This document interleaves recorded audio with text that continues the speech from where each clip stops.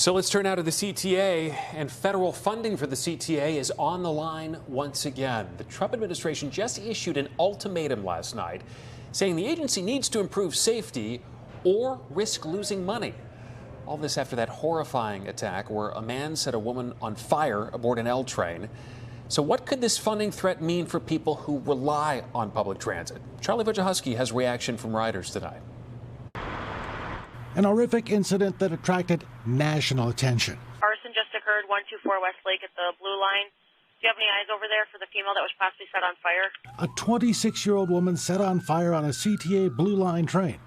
Now, for the second time in 3 months, the Federal Transportation Administration is demanding the CTA improve security on its system or face federal funding cuts. In a pair of overnight letters to Governor J.B. Pritzker and Mayor Brandon Johnson, FTA Administrator Mark Molinaro called the arson incident unconscionable and preventable.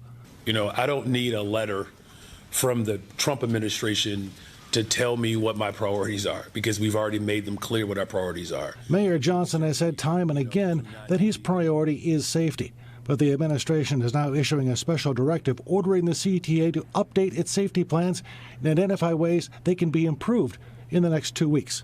The CTA says it has received the special directive and is reviewing the document. It says it plans to respond within the administration's timeline.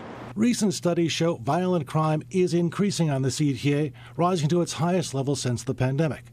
But the CTA says crime, especially on the Blue Line, is down since the beginning of the year, due in part to increased security and police patrols.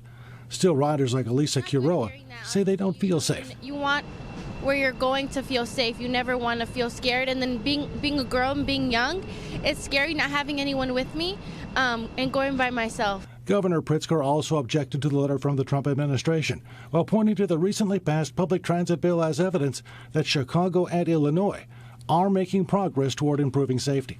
In 2024, the Department of Transportation provided more than $1 billion in operating funds, almost 40% of the CTA's budget.